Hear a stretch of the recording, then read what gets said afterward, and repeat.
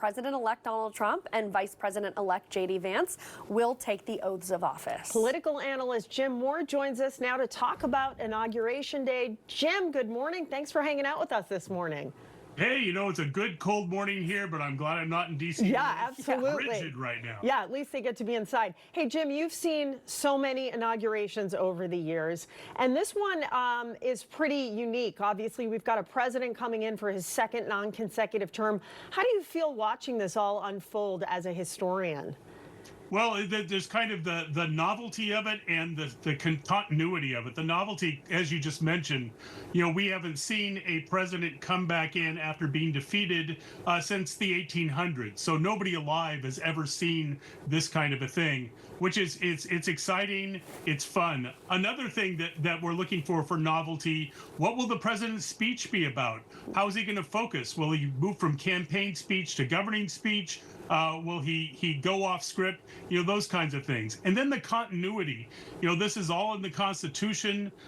We've had these kinds of inaugurations. They've been going on since 1937. They used to take place in March, but they moved them up to January. And seeing all the players in Washington in one place, you know, this is a big deal in the life of the country itself.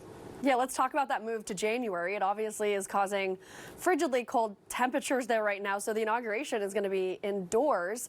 And how do you think that's going to affect the mood and everything that's going to go on today?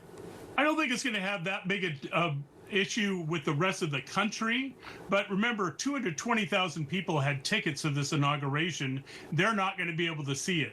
Are they going to be inside, you know, one of the big sports centers? That can't hold 220,000 people. I fully expect people to be out in the mall freezing, watching it out there. So in D.C. it'll make a difference, but for those of us watching from a distance on television, not much, just the backgrounds will be a little bit different. Jim, you mentioned, you know, what's going to be in his speech. Is he going to talk about unity? Obviously, we don't really know yet, but how do you think historically we're going to look back on this moment?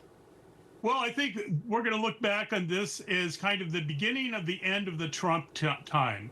You know, he will have been in power as president for 8 years and the main player in the Republican Party for 4 years. 12 years is a long time on the national stage.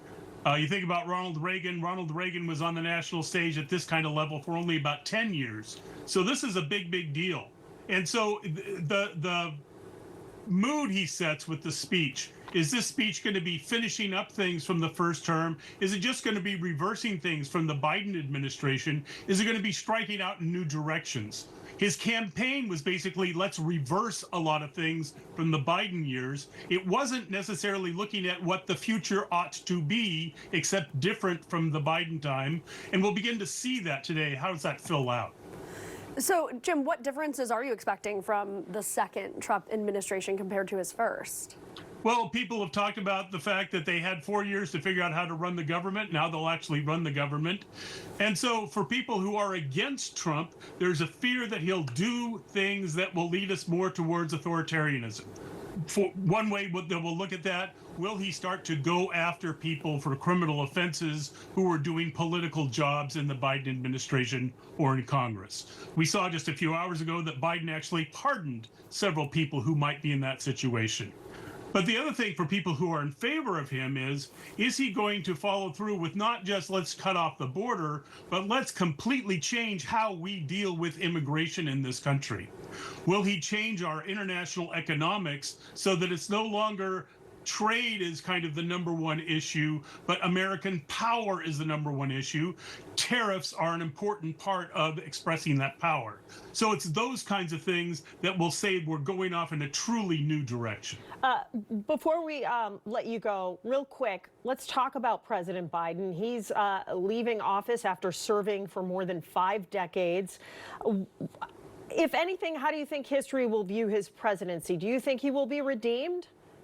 I think he will be redeemed, but how long it'll take, you have to wait and see. Remember, Jimmy Carter just died at age 100, and it's only about the past 10 years, 40 years after he left the presidency, that he was redeemed, that people said, oh yeah, he began to do things that's important.